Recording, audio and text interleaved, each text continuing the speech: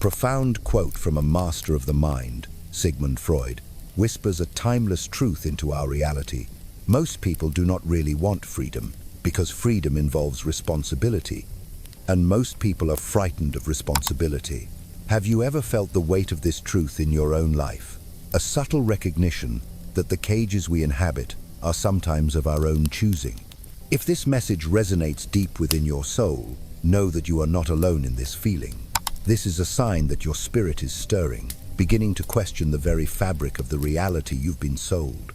Join us on this journey of discovery, and if you feel the frequency of this truth, let us know in the comments by typing "I am awake." And be sure to like and subscribe to continue unraveling these sacred mysteries together. Within the next few moments, a veil will be lifted, and you will begin to perceive why the sacred union of marriage, as you have been taught to understand it, is often a meticulously designed psychological prison, a construct built over centuries by unconscious forces and divine contracts you never knew you signed. Freud identified this powerful undercurrent as the return of the repressed, a phenomenon where the deepest demands of civilization twist our primal, divine instincts into chains of obligation and conformity. By the time our exploration is complete, you will see love, commitment, and even your own soul's desires through a new lens of perspective, so clarifying it will compel you to question everything you thought was real.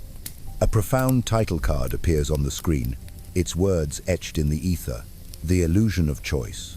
Why you were never free to begin with.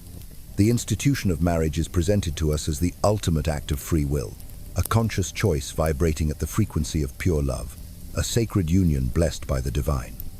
It is the fairy tale ending, the soul's destination. But what if that choice was never truly yours to make? What if I told you that from the moment your soul entered this earthly plane, invisible, energetic threads were already pulling you toward a pre-written destiny, weaving through your childhood fantasies, your cultural conditioning, and even your most deeply buried, repressed fears? Freud called this the compulsion to repeat, but in a spiritual sense, it is a karmic loop, the soul's unconscious drive to reenact the traumas and energetic patterns of the past, often of our entire lineage, disguising this repetition as a conscious choice made in the present. This isn't just theory, it's a pattern etched into the human experience. Consider the energetic inheritance of those who grew up in homes fractured by divorce. A landmark 2017 study revealed that men who witnessed the dissolution of their parents' union were a staggering 43% more likely to experience divorce themselves. This is not because they consciously willed it, but because their unconscious mind, their very soul's blueprint, had been imprinted with a frequency that equates the vibration of love with the discordant note of instability. The energy of heartbreak feels, on a deeply unconscious level, like home. And here lies the most profound and unsettling twist in this divine drama. Freud believed, and spiritual wisdom confirms, that we do not primarily seek happiness in our partners. We seek familiarity. We are drawn, like moths to a flame, to the energetic signature that feels known to our soul, even if that familiarity is a slow-burning fire that ultimately destroys us. Think back to your earliest memories of love, the stories that shaped your heart's expectations. Was it a Disney prince saving a helpless princess? Was it a grand, sweeping romantic gesture from a black and white film? These are not innocent fairy tales. They are potent psychological blueprints, spells cast upon the collective consciousness. In his masterwork, Civilization and Its Discontents, Freud argued that society, in its quest for order, must repress our most primal instincts, our raw aggression, our untamed sexual freedom, and replace them with symbolic substitutes. And what is the most powerful substitute of all? Marriage. The wedding ring, then, is not merely a circle of gold. It is a sacred shackle, a beautiful and binding contract designed to tame the wild, restless, masculine spirit, to channel its untamed energy into the predictable, controllable role of a provider. But this is where it becomes truly disturbing. In the folklore of 19th century Europe, myths of marriage by capture were rampant. These weren't just stories. They were projections of the male psyche's deeply repressed desire for dominance. a desire so potent and dangerous that civilization had to sanitize it, to wrap it in the soft silks of courtship and romance. Fast forward to today. The capture is no longer physical, it is contractual. The thrill of the chase is gone, but the trap remains, more sophisticated and binding than ever. Have you ever heard of the trauma bond? It is the chilling psychological phenomenon where a hostage begins to sympathize with, and even love, their captor. Now, apply this sacred and terrifying principle to modern marriage. Freud's detailed case study of the wolf man was a groundbreaking revelation, showing how a single traumatic childhood event can shape the entirety of one's adult relationships. The man, haunted by dreams of wolves, found himself trapped in a miserable marriage, unable to leave. Why? Because his unconscious mind had forged an unbreakable link between the energy of love and the vibration of suffering. And here is a truth so brutal it may shatter your perception of romance. Men do not fall in love, they fall into pattern. A 2020 study provided stunning evidence for this, showing that men are overwhelmingly more likely to marry women who energetically resemble their mothers. This isn't about physical appearance, it's about emotional dynamics. If your mother was controlling, your soul will seek a controlling wife. If she was emotionally distant, you will find yourself endlessly chasing cold and unavailable women. Freud called this the repetition compulsion, a silent, invisible puppet master pulling your heartstrings, guiding you back to the original wound in a desperate attempt to heal it. Let's speak of the provider trap. In the days of ancient Rome, a man could end his marriage with a simple declaration, "Tuas res tibi habeto," take your things for yourself. No courts, no alimony, no lifelong servitude. But now, a single signature on a piece of paper, a contract blessed by the state, can enslave you for life. In the United States, a staggering 73% of divorces are initiated by women, and in the aftermath, men lose, on average, 30% of their net worth. Freud would see this not as justice, but as sublimated aggression. The legal system itself has become the castrating father, punishing men for the primal divine urge to be free. The real question isn't why the system is designed this way, but why do men, generation after generation, keep signing on the dotted line? Because marriage isn't just a contract, it's a form of mass hypnosis. From the moment a boy is born, he is fed the myth that his worth, his very value as a man, is tied to becoming a husband, a father, a good man. And the instant you dare to question this sacred narrative, society gaslights you with accusations of immaturity or fear of commitment. You are not afraid of commitment. You are terrified of being buried alive in someone else's fantasy. In 1920, Freud treated a soldier suffering from what was then called war neurosis, a man who couldn't stop reliving the horror of the trenches in his dreams. The cure was astonishing. The man had to confront the terrifying fact that, on some level, he missed the war. In the chaos of battle, he felt truly alive. In the quiet of peace, he felt a profound and terrifying emptiness.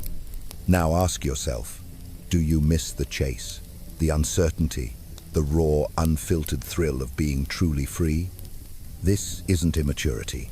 It is your unconscious soul, screaming for liberation from a gilded cage. A new title card materializes, its message piercing the darkness, the projection trap, why you're in love with a ghost. You have felt it before, haven't you? That irresistible electric pull towards someone, a soul-deep certainty that they are the one. But what if the person you are so desperately obsessed with doesn't even exist? What if the profound love you feel is not for them, but for a phantom of your own creation, a projection of your own unmet desires, your deepest childhood wounds, and your most sacred fantasies? Freud gave this a clinical name, transference, the unconscious act of pasting old, unresolved emotions onto new people. This is the very reason why so many men awaken years into a marriage, look at the person lying next to them, and wonder, who in God's name did I marry? Let us begin with a brutal, liberating truth. Love, as most experience it, is not discovery.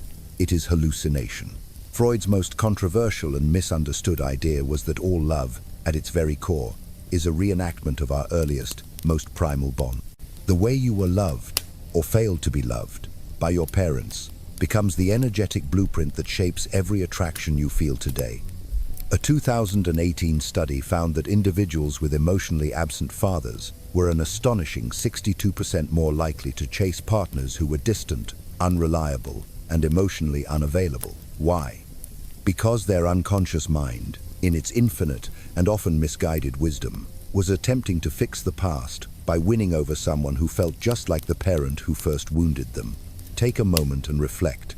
Have you ever found yourself inexplicably drawn to a woman who was cold, dismissive, or even cruel, yet you felt an obsessive need to win her approval? That is not love. That is the repetition compulsion, a desperate, unconscious attempt to rewrite your own history by finally conquering the unconquerable.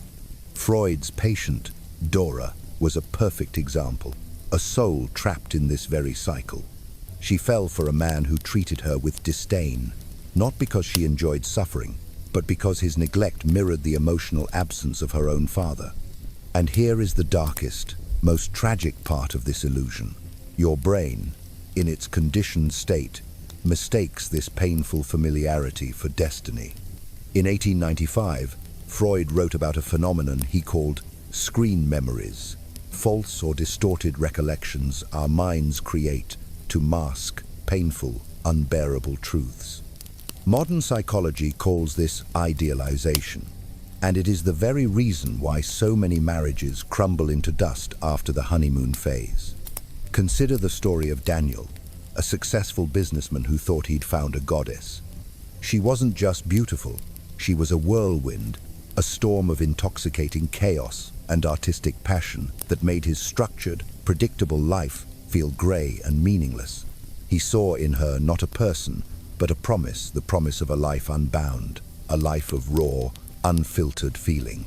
He wasn't marrying her, he was marrying the fantasy of his own liberation. 2 years later, the goddess was gone. In her place was a deeply wounded human, and the whirlwind had become a destructive hurricane that tore his life apart. The illusion shattered, and he was left not with a flawed partner, but with the terrifying, empty reflection of his own desperate imagination. This is not a rare occurrence. A 2021 study discovered that couples who idealized each other most intensely at the beginning of their relationship were the most likely to divorce within 5 years. Fantasy simply cannot survive the harsh light of reality, and marriage, as Freud warned, is often the graveyard of illusions. His most explosive claim was that all romantic relationships are, in some way, a reenactment of our first lover relationship with our mother. The Oedipus complex was never just about sexual attraction. It was about the fundamental dynamics of power, dependency, and the unconscious scripts we inherit. Here's a chilling, modern example. A man raised by a narcissistic mother, one who swung violently between smothering affection and icy withdrawal, grows up to marry a woman who does the exact same thing. He thinks it's passionate love. It is not. It is trauma bonding. His colleague, Jung, put it best. Until you make the unconscious conscious, it will direct your life, and you will call it fate. This is not merely theoretical. A 2019 study found that men with anxious attachment styles, often stemming from inconsistent parenting, were 3 times more likely to stay in toxic, painful relationships. Not because they were weak, but because their very nervous system had been wired to equate the feeling of love with the feeling of pain. Some men don't fall for the unattainable, they fall for the broken. The woman with the tragic past, the one who just needs the right man to save her. Freud called this the rescue fantasy, and it is one of the most dangerous spiritual traps a man can step into. Take the case of Victor, a high-powered lawyer who fell for a beautiful artist with a history of addiction and self-destruction. He poured his money, his time, and his emotional labor into fixing her, convinced that if he just loved her enough, she would change. She never did. And when she finally left, he was left with a single, devastating realization. He didn't love her. He loved the idea of being her hero. This isn't nobility, it is psychological self-harm. A 2020 study found that men with so-called savior complexes were significantly more likely to experience chronic stress and burnout. Why? Because you cannot love someone into wholeness. Freud would argue that this isn't love at all, but a disguised form of narcissism, the need to feel needed, the desire to control, the urge to play God in someone else's life. Have you ever wondered why some men stay in miserable marriages long after the love has died? Freud had a term for it, the death drive, or Thanatos. It is the unconscious, primal pull towards self-destruction, the strange and seductive comfort of familiar misery. There is a famous experiment in behavioral psychology called learned helplessness. Dogs who were subjected to random, unavoidable electric shocks eventually stopped trying to escape, even when the door to their cage was left wide open. Humans, tragically, are no different. A man who has been emotionally starved, criticized, or betrayed for years may eventually lose the will to live or not because he can't, but because his very psyche has been conditioned to believe that suffering is all he deserves. And here is the cruelest twist of all. Society often praises him for it. He's a stand-up guy. He's honoring his vows. He is a prisoner of his own unconscious. How then do you escape this projection trap? First, you must see it for what it is. Freud's entire method, psychoanalysis, was built on one sacred principle: making the unconscious conscious. This means asking the terrifying questions. Am I in love with this person, or with the idea of this person? Who from my past does she remind me of? What am I trying to prove by being with her? This isn't just introspection. It's a form of psychological excavation, and it is the only way to stop repeating the same doomed, painful patterns. But what if the biggest trap isn't who you love, but why you love at all? A final, foreboding title card emerges: The Death Drive. Why love and destruction are secretly the same. There is a force stirring deep within you, an energy that is ancient, relentless, and profoundly hungry. It is a force that does not care about your happiness. It does not care about your success, your dreams, or even your survival. It wants only one thing: repetition. It craves the reenactment of familiar pain, the slow, methodical unraveling of everything you have built, the sweet, dark relief of self-destruction. Freud called this Thanatos, the death drive, and he believed it was just as powerful and fundamental as the will to live, eros. And nowhere does this terrifying force reveal itself more clearly than in the sacred and profane institution of marriage. You have witnessed the pattern before, perhaps in your own life, perhaps in the lives of others. A man marries a woman who is, by every objective measure, wrong for him. She is volatile, unreliable, even cruel. His friends warn him. His family begs him to reconsider. But he cannot help himself. There is a magnetism, an addiction to the chaos. Freud would say this isn't love. It is a possession by the death drive, the soul's unconscious need to return to a state of nothingness, to surrender to the abyss that, on some deep, forgotten level, feels like home. Consider a chilling case from Freud's own files. A wealthy businessman, happily married to a kind and stable woman, suddenly becomes utterly obsessed with a prostitute who treats him with nothing but contempt. He spends fortunes on her, neglects his family, and destroys his reputation, all while knowing she will never truly love him. Why? Because the death drive does not seek satisfaction, it seeks suffering. Modern neuroscience is beginning to confirm this. A recent study found that the brains of people in toxic relationships lit up in the exact same regions as the brains of heroin addicts in withdrawal when separated from their partners. The pain wasn't a bug in the system, it was the entire feature. The body, the very soul, had learned to crave its own destruction. And here is the most disturbing part of all. Our society romanticizes this. We call it passion, star-crossed love, the "I can't live without you" drama, number. This is psychological suicide in slow motion. Freud argued that civilization itself was built upon the repression of our most destructive instincts. Marriage, in particular, was a brilliant and terrifying way to tame the male death drive, to redirect its chaotic energy into something productive, providing, protecting, and slowly, inexorably, suffocating. But what happens when that repression fails? History gives us a grim and bloody answer. In 19th century Europe, a bizarre wave of suicide pacts swept through young married couples. The most famous case, the so-called lovers of Verona, involved a man and woman who barely knew each other, yet swore to die together rather than face the prospect of separation. Freud would say this wasn't devotion, it was the death drive masquerading as love. Fast forward to today, the suicides are subtler, but no less real. Men working themselves to death in jobs they hate to pay for families they secretly resent. Men staying in marriages that drain them of their life force, because the idea of quitting is, for some reason, an unbearable thought. Consider Mark, a corporate executive trapped in a marriage that bleeds him dry, emotionally and financially. His wife's words are like 1,000 tiny cuts, a daily assault on his spirit. When his brother, seeing the life drain from his eyes, finally confronts him, pleading with him to leave, Mark doesn't react with relief. He snaps. "You don't understand her like I do," he snarls, his voice laced with a strange, fierce defensiveness. "She's just stressed. She needs me. This isn't loyalty." It's a textbook case of identification with the aggressor, a psychological self-cannibalism where the mind devours itself rather than face the unbearable truth of its own captivity.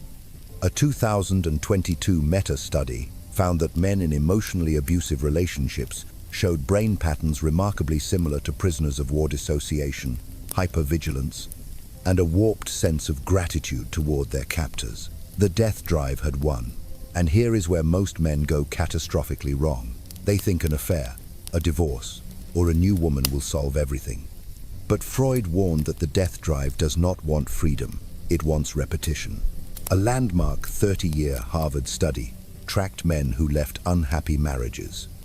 A staggering 73% ended up in nearly identical, dysfunctional relationships within 5 years. Why? Because the unconscious mind does not want happiness. It wants what is familiar, even if that familiar feeling is hell itself. The only way out is not another relationship. It is a profound awakening from the trance. You must name the pattern. What familiar pain are you endlessly replaying in your life? Neglect, betrayal, worship? Trace it back to its sacred, wounded roots. When did you first feel this vibration? With a parent? A first love? Then, you must interrupt the script. Consciously, deliberately, choose differently, even if it feels terrifyingly wrong. This is not self-help. It is a psychological diffusal, disarming the bomb that has been buried in your unconscious since birth. The final title card, a declaration of war against the self-imposed prison, the social contract, how civilization weaponized love to tame men. There is a war being waged against your very soul, and it is a war you may not even know you are fighting. It is not fought with bullets or bombs, but with vows and rings, with the slow, methodical crushing of your spirit under the immense weight of what society calls duty. The institution of marriage, as we know it today, was never truly about love. It was always, and has always been, about control. Sigmund Freud saw this with chilling clarity when he wrote that civilization demands the sacrifice of male nature. He understood that the wild, untamed masculine spirit must be broken, harnessed like a beast of burden, and put to the plow. And what is the most effective tool for this mass domestication? The sacred institution of marriage. Consider the wisdom of the ancients. In Sparta, a society of warriors, men were forbidden from marrying until the age of 30. Why? Because the state understood a fundamental truth. Married men fight less fiercely. Their aggression is diluted, their loyalty is divided, their primal energy is channeled away from conquest and into the home. Rome did not fall when the barbarians stormed the gates. It fell when Roman men became more concerned with domestic squabbles than with imperial glory. History shows us, again and again, that the greatest threat to any power structure is the unattached Malitha man with nothing to lose. And so, systems of control evolved over centuries to ensure that every man would have something to lose. The Industrial Revolution didn't just change how we work, it reinvented why men marry. Before the 19th century, marriage was primarily an economic arrangement between families. Love was a fortunate afterthought, if it was considered at all. But as factories replaced farms, a new and dangerous problem emerged. Men with disposable income and, more importantly, free time. These men were a threat. The solution was a stroke of manipulative genius. The romantic ideal of marriage was manufactured and sold to the masses, presented to men as their ultimate purpose in life, while the legal system quietly and systematically turned wives into permanent financial dependents. Freud observed this monumental shift firsthand in Victorian society, where middle-class men were suddenly expected to be both stoic, unfeeling breadwinners, and emotionally available, tender husband-son impossible, soul-crushing contradiction that drove countless men to nervous breakdowns. The term neurasthenia, a catch-all diagnosis for male anxiety and depression, exploded during this period. These men were not sick. They were being institutionalized, trapped between their most fundamental biological instincts and the crushing societal demands that made those instincts unacceptable. Modern marriage laws did not evolve organically. They were designed. They were engineered to turn men into indentured servants. Consider the 1857 Matrimonial Causes Act in England. It allowed for divorce but created a staggering double standard. To obtain a divorce, a man had to prove adultery and an additional offense like cruelty or desertion, while a woman only needed to prove adultery. This was not justice. This was a calculated move to incentivize female dependency and ensure the male was forever bound. Fast forward to today's family courts, where men lose custody of their children in a staggering 82% of cases, despite the fact that only 4% of custody battles ever go to trial. Consider the modern phenomenon of false domestic violence accusations, which, according to a 2021 study, can increase conviction rates by up to 450%. This is not a legal system. It is a trap, a sophisticated mechanism that convinces men to walk in willingly by dressing the bars of the cage in the soft, seductive language of love and commitment. Freud's most controversial and misunderstood concept, penis envy, was actually a brilliant misdirection. The real, unspoken phenomenon is provider envy, society's deep-seated, often unconscious obsession with rendering men financially and emotionally vulnerable. Every romantic comedy, every wedding commercial, every happy wife, happy life meme reinforces the same insidious message: your worth is your utility.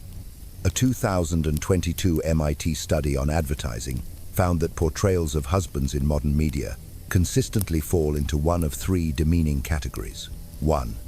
The bumbling fool, who needs constant female guidance to function. 2. The wallet, a man whose only value is his financial utility. 3. The repentant sinner, who is perpetually guilty until proven innocent.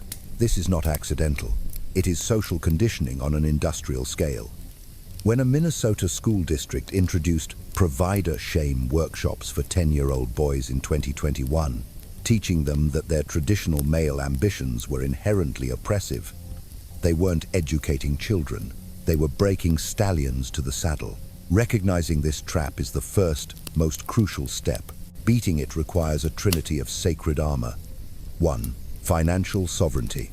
The prenup is your sword. Separate assets are your shield. 2. Legal literacy. You must know your state's divorce laws before you ever utter the words, "I do." 3. Psychological armor. Therapy is not a sign of weakness. It is a threat assessment for your mind. Most importantly, you must reject the script. The greatest act of rebellion is not refusing to marry, but refusing to play the assigned role if you do. This isn't a call to abandon love, but to redefine it on your own terms. The ancient Greeks had 3 words for love: eros, passion; philia, friendship; and agape, unconditional commitment. Nowhere on that sacred list will you find legal bondage or financial servitude. Freud's ultimate genius was showing us that we cannot escape our nature, but we can, and we must, stop letting society weaponize it against us. The choice is not between marriage and freedom. It is between sleepwalking into a pre-designed trap or walking into it with your eyes wide open. The The war for your soul has always been here. Now, you finally see the battlefield.